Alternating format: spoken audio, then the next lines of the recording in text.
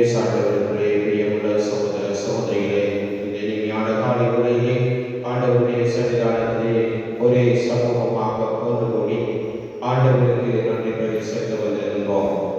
இன்றைய நாளில் விசேடமாக தன்னுடைய உன்னுலக வாழ்வை முடித்து இறைவனுடைய இன்ப சன்னிதானத்திலே இன்புற்றிருக்கின்ற அவர் மேரேகா தேவதாசன் என்பவருடைய 31வது நாள் நினைவு நாளிலே நாங்கள் அவளுக்காக மன்றாட ஒன்று கூடியிருக்கிறோம்.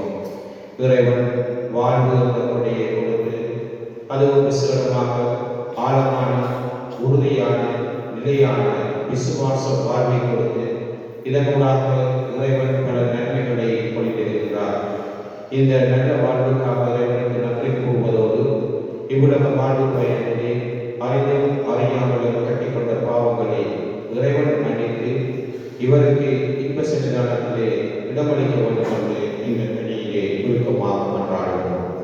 அதோடு இன்றைய நாளிலே நாங்கள் நினைவு கூறுகின்ற இறந்த விசுவாசிகளான செல்வநாயகி செல்வரத்னம் என்பவர்களுக்காக மன்றாடுவோம். நன்றி திருப்பணியாக ஒப்புக் கொடுக்கும் இருவருக்காகவும் இந்த பணியிலே சுருக்கமாக மன்றாடுவோம். இன்றைய நாளிலே எங்களுடைய அணியான திருச்சபை புனித காவல் தூதர்களுடைய நினைவு நாளை கொண்டாடுகின்றது. நாங்கள் தீமை அனைவரிலிருந்து விடுபட்டு எங்களுடைய விசுவாச வாழ்விலே உறுதியாக ஆழமாக இருக்க எங்களுடைய காவல் தூதர்கள் எங்களுக்கு பாதுகாப்பாக இருக்க வேண்டும் என்று மன்றாடுவோம். சகோதர சகோதரிகளே, பிரியமான நிகழ்வுகளை கொண்டாட பாவங்கள் குற்றங்களை ஏற்று விரும்புகிறோம்.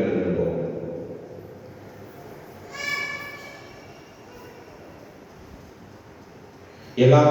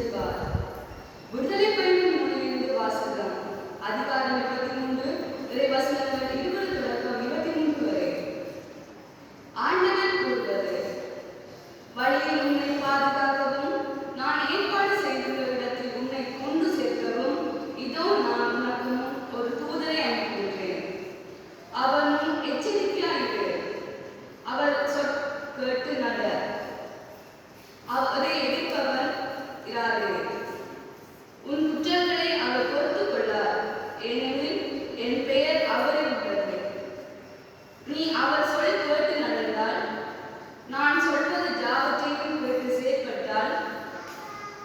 நான் எதிரிகளுக்கு எதிரியும் உன் பகைவர்களுக்கு பகைவனும் ஆவேன்.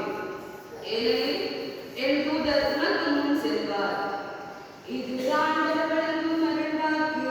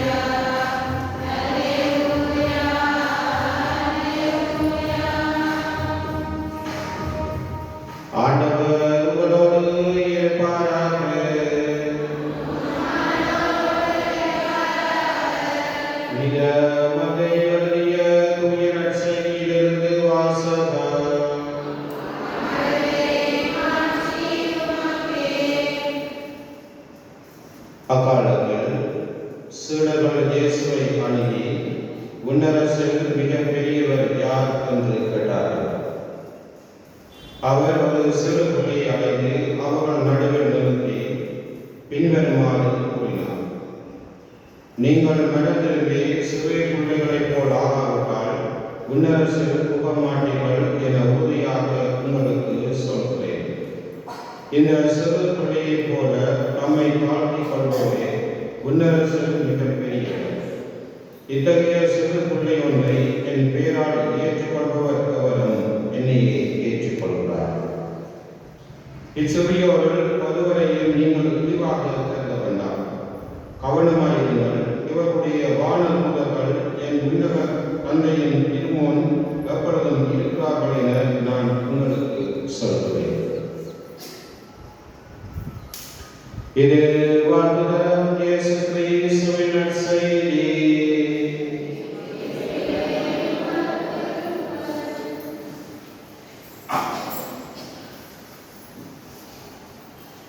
இயேசு ஆண்டவருக்குள்ளே பிரியமுள்ள சகோதர சகோதரிகளே, இன்றைய நற்செய்தி வாசகத்திலே ஆண்டவர் இயேசு மிகவும் அழகாக ஆழமாக சுட்டிக்காட்டுகின்றார்.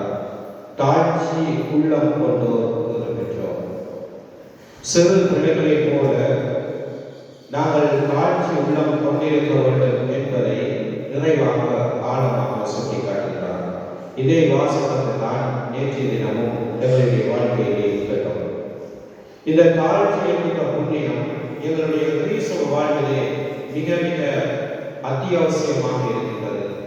தாழ்ச்சியினூடாக பல வெற்றியான காரியங்களை நாங்கள் நிறுத்திவிடலாம். தாழ்ச்சியினூடாக எங்களுடைய அன்பு உறவை நாங்கள் பலப்படுத்திக் கொள்ளலாம். தாழ்ச்சியினூடாக எங்களுடைய வாழ்க்கையிலே ஒவ்வொரு மனப்பான்மைக்கும் ஏற்றதாக நாங்கள் சந்தோஷமாக மகிழ்ச்சியாக இருக்கலாம் என்பதை மிகவும் அழகாக சுட்டிக்காட்டுகிறார். ஆண்டவர் இயேசு இந்த தாழ்ச்சி என்கிற புண்ணியத்தை மேற்கோள் காட்டுவதற்காக சிறு பிள்ளையை ஒப்பிடுகிறார். சிறு பிள்ளை எப்பொழுதும் தங்களுடைய வாழ்க்கையிலே தாழ்ச்சி உள்ளப்பட்டவராக, எதற்குமே பயப்படாமல், எதற்குமே அஞ்சாமல், எதற்குமே பயங்காமல் சொல்ல வேண்டியதை நீரை சொல்லிக் கொடுக்கின்ற ஒரு உள்ளப்பட்டதாக இருக்கிறது. ஆகவே எங்களுடைய வாழ்க்கையிலே தாழ்ச்சி என்கிற புண்ணியம் மிகவும் அவசியமாக இருக்க வேண்டும் என்பதை இன்றைய நற்செய்தி வாசகத்திலே ஆண்டவர் இயேசு கூறுகின்றார். இன்றைய நாளில் நாங்கள் விண்ணக வாழ்வின் 31வது நாள் நினைவிலே மேரி தேவதாசன் என்பவருக்காக இந்த கல்வாரி திருப்பதியை கொடுத்து அவளுக்காக கொண்டாடுகிறோம். இந்த உலகிலே பிறந்த யாரும் இறப்பது எல்லாரும். இறப்பு என்பது எங்களுடைய வாழ்க்கையிலே உண்டு. ஆனால் கிறிஸ்துவர்களாகிய எமக்கு இறப்பு என்பது மறு உலக வாழ்வின் தொடக்கமாக இருக்கிறது. அதாவது வாழ்வு முடியவில்லை, மாறாக வாழ்வு தொடர்ந்து கொண்டே போகின்றது. விண்ணக வாழ்வு முடிந்து விடுகின்றது, மாறாக மன்னக வாழ்வு முடிந்து விடுகின்றது, விண்ணக வாழ்வு ஆரம்பிக்கப்படுகின்றது. இந்த இறப்பு எங்களுடைய வாழ்க்கையிலே மனக்கவலையை இன்னும் தாங்க முடியாத துயரை தந்தால், மறுபக்கத்திலே ஆண்டவர் இயேசுவோடு ஒன்றிருக்கின்ற பாக்கியத்தை கொடுக்கின்றது. ஆகவே இன்றைய நாளில் இந்த மேரி தேவதாசன் என்பவருடைய ஆன்ம வாழ்வுக்காக, ஆன்ம ஈடேற்றத்துக்காக இந்த திருப்பதியை நாங்கள் கொடுக்கிறோம். என்னுடைய வாழ்க்கையிலே நான் சிறுபிள்ளையாக இருந்தபோது இந்த தாயாரை பற்றி கண்டிருக்கின்றேன், கதைத்திருக்கின்றேன். ஆனால் ஆழமாக அவளை பற்றி உணரவில்லை. கடந்த சில வருடங்களாக, கடந்த 4 வருடங்கள் இந்த தாயாரை நான் ஆஸ்திரேலிய நாட்டிலே சந்தித்திருக்கின்றேன். நீண்ட நாட்களுக்கு பின்பு நான் 2022ஆம் ஆண்டு அவளை சந்திக்க போகிற போது அவளுடைய முழு கதையும் இந்த கிராமத்தை பற்றியது, இந்த ஆலயத்தை பற்றியது, இந்த கிராமத்தில் வாழ்கின்ற ஒவ்வொரு மக்களை பற்றியது, ஒரு மக்களை பற்றியதாக இருந்தது. ஒவ்வொரு மக்களை பற்றி கேட்பதும், ஆலயத்தை திருப்பதி நடப்பதை பற்றியும், ஆலய விசுவாச வாழ்வு, ஆலய மக்களுடைய விசுவாச வாழ்வை பற்றியும் மிகவும் ஆழமாக கேட்டு அறிந்து கொண்டிருந்தார். இந்த தாயாருடைய வாழ்வை நான் பார்க்கிற போது ஒரு உன்னதமான விசுவாச வாழ்வை தன்னுடைய வாழ்க்கையிலே வாழ்ந்திருக்கிறார். நான் இந்த தாயாரை சந்தித்த போது இவருடைய பிள்ளைகள் அனைவரும் ஒன்றாக ஒற்றுமையாக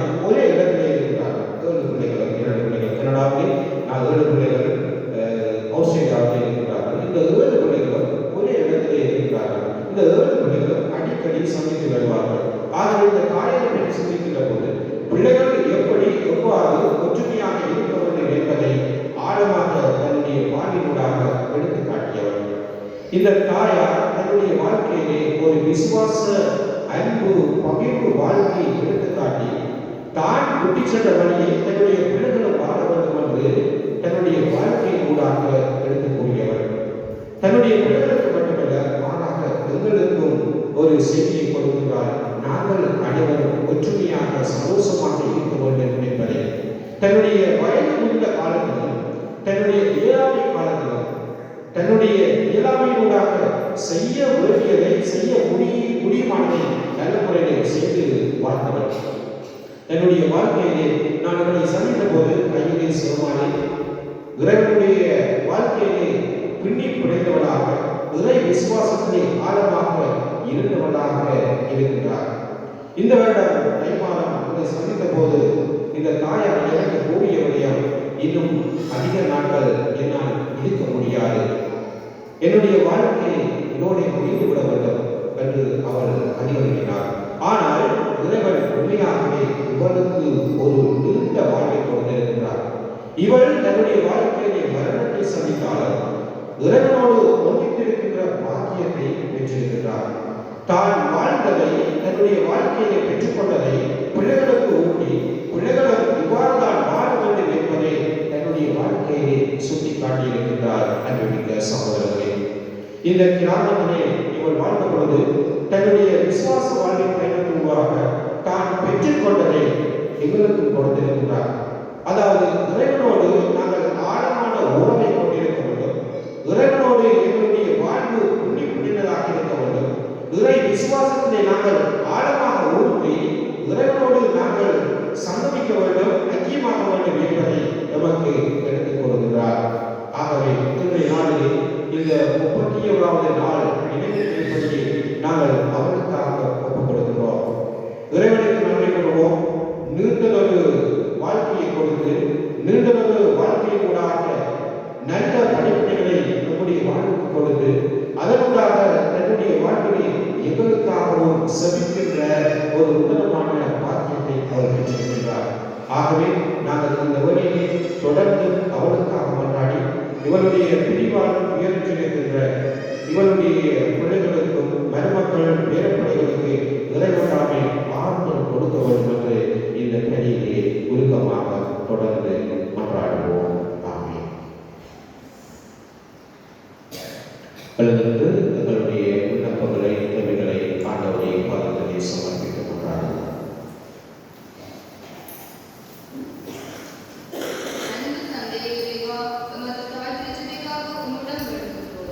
இதில் பணிபுரியும் சிறு தந்தை, ஆயர்கள், குருக்கள்,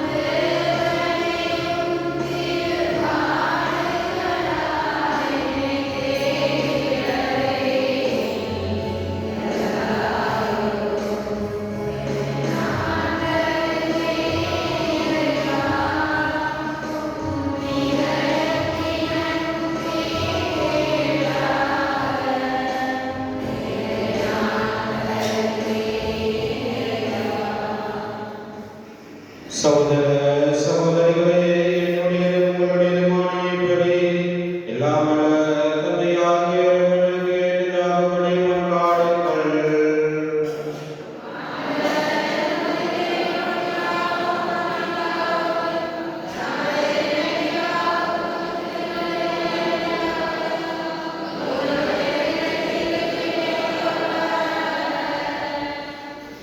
ஆண்டவரே, உம் அடியார் மீது வீட்டாக அவதாசனுக்காக இப்புகழ்ச்சி பலியை ஒப்புக்கொடுத்து உம்மை தாழ்மையுடன் வேண்டுகின்றோம். அதனால் எங்களது உரை பெற்றுள்ள பரிகார முயற்சியை முன்னிட்டு அவர் வாழ்வுக்கு உயிர் பெறப்போது பொறுமையாளராக எங்கள் ஆண்டவராகிய கிறிஸ்து வழியாக உம்மை மன்றாடுகின்றோம்.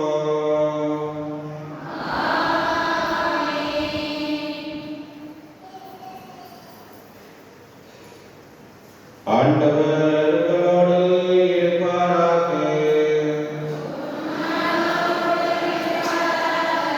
இதயங்களை மேலே எழுப்புங்கள். நம் இறைவனாகிய ஆண்டவருக்கு நன்றி கூறுவோம். ஆண்டவரே, தூயவரான தந்தையே, என்றும் உள்ள இல்லாமல் இறைவா, எங்கள் ஆண்டவராகிய கிறிஸ்து வழியாக எந்நாளும் உம்முடன் நாங்கள் உமக்கு நன்றி செலுத்துவது மெய்யாகவே தகுதியும் நீதியுமாகும். எங்கள் கடமையும் என்புக்குரிய செயலுமாகும். ஏனெனில் நாங்கள் அனைவரும் சாவாமல் இருக்க கிறிஸ்து ஒருவரே சாவை ஏற்றுக்கொண்டார். நாங்கள் அனைவரும் என்றும் உமக்காக வாழ்ந்திட அவர் ஒருவரே சாக திருவுளமானார். ஆகவே வானமுடன் திரளோடு ஒன்று சேர்ந்து நாங்கள் உம்மை புகழ்ந்தேத்தி மகிழ்ச்சியுடன் அறிக்கையிட்டு சொல்வதாவது: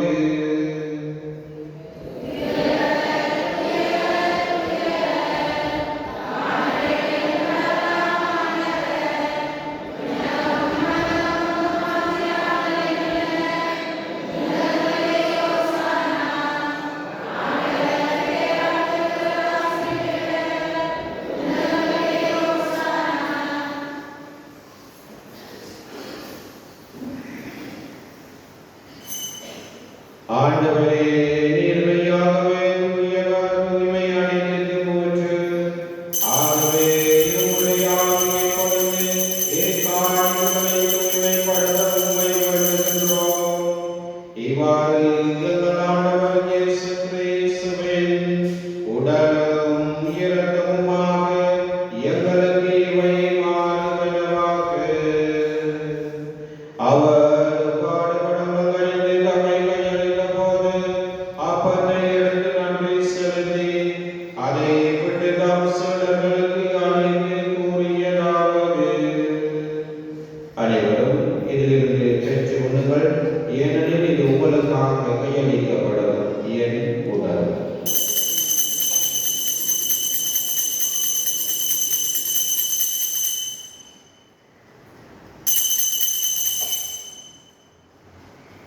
அவனவே இரவு விருந்தை அருந்திய பின் கிண்ணத்தை மடந்து மீண்டும் உமக்கு நன்றி கூறி தாம் சீடர்களுக்கு அழைத்து அவர் கூறியதாவது: அனைவரும் இதிலிருந்து பெற்றுக் கொள்ளுங்கள், ஏனெனில் இது புதிய நிலையான உடன்படிக்கைக்குரிய என் இரத்தத்தின் கிண்ணம். இது பாவ மன்னிப்புக்கென்று உங்களுக்காகவும் பலருக்காகவும் சிந்தப்படும். இதை என் நினைவாக செய்யுங்கள்.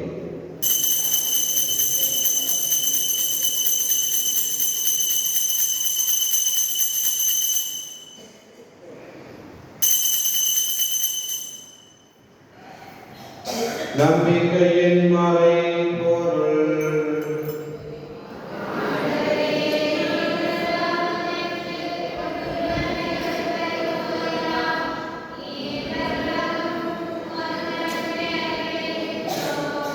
ஆகவே ஆண்டவரே, நாங்கள் கிறிஸ்துவின் இறப்பினையும் உயிர்ப்பினையும் நினைவு கூர்ந்து வாழ்வு தரும் அப்பத்தையும் உட்படுகின்ற கிண்ணத்தையும்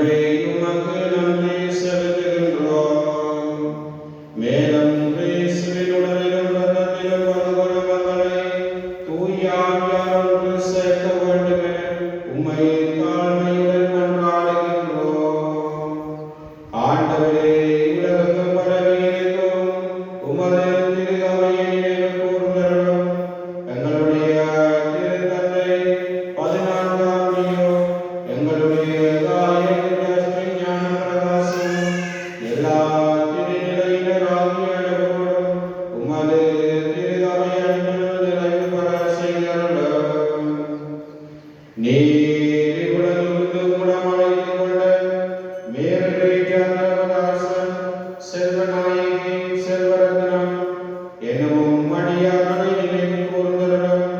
உம் திருமகனோடு அவரது இறப்பில் இணைக்கப்பட்டிருந்த இவர்கள் உயிர்ப்பிலும் அவரைப் போல் இருக்கச் செய்தருளும். மேலும் உயிர்த்தலும் எதிர்நோக்குடன் உயிர் கொள்ளும் மகள் சகோதர சகோதரிகளையும் இறந்தோர் அனைவரையும் இரக்கத்துடன் நினைவு கூர்ந்து உமது திருமுகோல் எம்மில் ஏற்றருளும். எங்கள் அனைவர் மீதும் இரக்கமாயிரும். கடவுளின் கன்னி தாயான புனித மரியா, அவருடைய கணவரான புனித யோசேப்பு, எங்களுடைய பாதுகாவலரான புனித நாயகர், புனித திருத்தூதர்கள், இவ்வுலகிலும் அங்கும் வந்தவராயிருந்தோராகி புனிதர் அனைவருடனும் நாங்கள் நிறைவாழ்வில் பங்கு கொள்ளும் தகுதி பெற்று உம் திருமகன் இயேசு கிறிஸ்து வழியாக உம்மை புகழ்ந்தேத்து கருமருள உம்மை மன்றாடுகின்றோம்.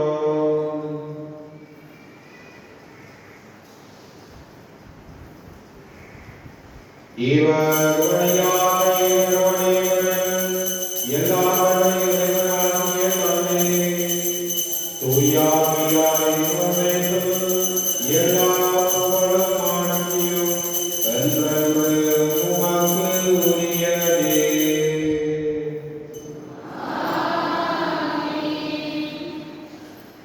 முற்படை கடலால் கற்பிக்கப்பட்டு இறை படைப்பினியால் பயிற்சி பெற்ற நாம் துணிந்து சொல்வோம். உன்னுலகில் இருக்கிற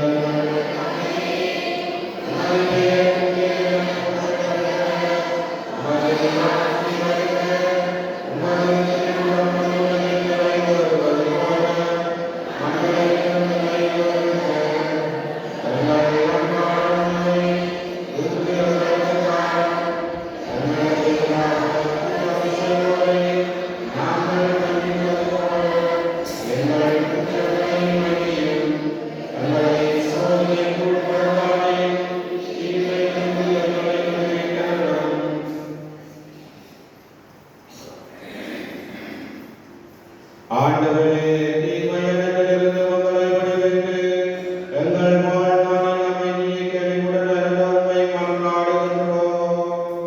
உமது இரக்கத்தின் உதவியால் நாங்கள் பாவத்திலிருந்து எப்போதும் விடுதலை பெற்று யாதொரு கலக்கமின்றி நலமாய் இருப்போமாக.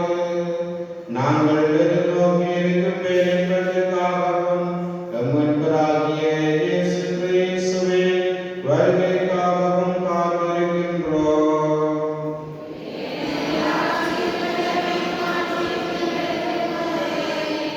ஆண்டவரே இயேசு கிறிஸ்துவே, அமைதியை உங்களுக்கு விட்டுச் செல்கின்றேன், என் அமைதியை உங்களுக்கு அளிக்கின்றேன் என்று உம் திருத்தூதர்களுக்கு மொழிந்தீரே.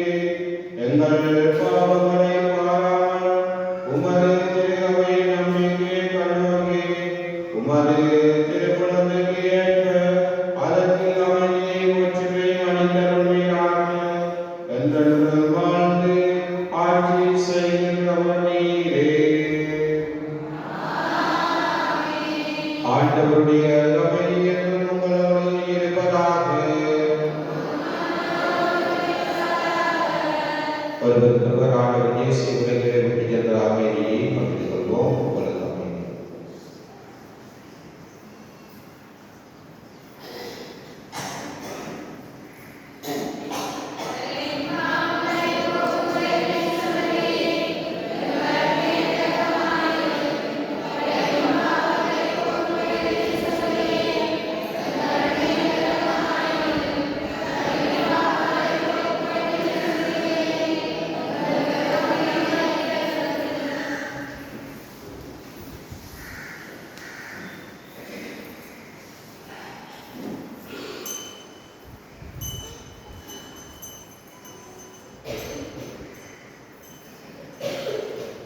இதோ இறைவன் சமரே, இதோ உலகின் பாவங்களை போக்குகின்றவர். இவருடைய விருந்துக்கு அழைக்கப்பட்ட நாங்கள் பேறு பெற்றோம்.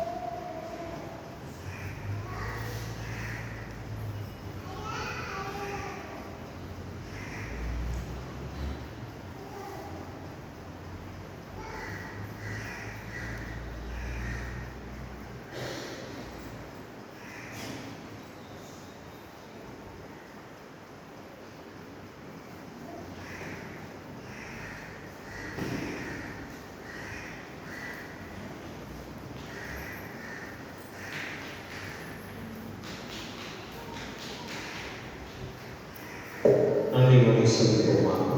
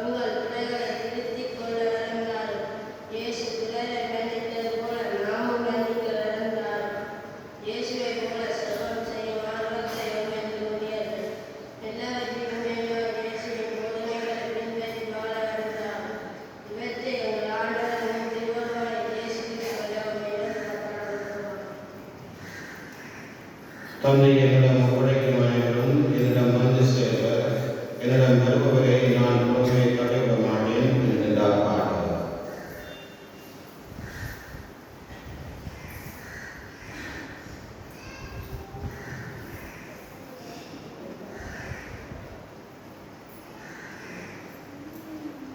ஆண்டவரே, உயிரழைக்கும் அருளுடையவரால் வளம் பெற்று நாங்கள் உம்மை வேண்டுகின்றோம். எங்களுடைய சகோதரி வேதனைக்காக வாசலின் ஆன்மா உமது உடன்படிக்கையில் பங்கேற்க அருள்புரிந்தீர். அவர் இருப்பதை நாங்கள் தூய்மைப்படுத்தி கிறிஸ்துவின் அமைதியில் முடிவின்றி பேரின்பம் கொள்ள செய்வீராக. என்றென்றும் வாழ்ந்து ஆட்சி செய்கின்ற அவர் வழியாக உம்மை மன்றாடுகின்றோம்.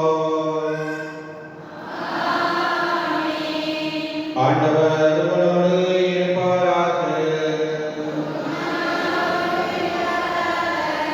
எல்லாம் வல்ல இறைவன், தந்தை, மகன், தூய ஆவியார் உங்களை நிறைவாக ஆசீர்வதிப்பாராக. கிறிஸ்துவின் நன்மையும் சமாதானத்தையும் சென்று வாழுங்கள். இந்த வழியிலே இந்த தாயாருடைய பிள்ளைகள் என்னிடம் கூறினார்கள், அவருடைய தாயார் இழப்பிலே தொலைபேசி ஊடாக தொடர்பு கொண்டு ஆன்லைன் அவர்களுக்கு இருந்தவர்களுக்கும் திருப்பதியிலே பங்கு பெற்றிருந்தவர்களுக்கும் அவளுக்காக சுமிக்க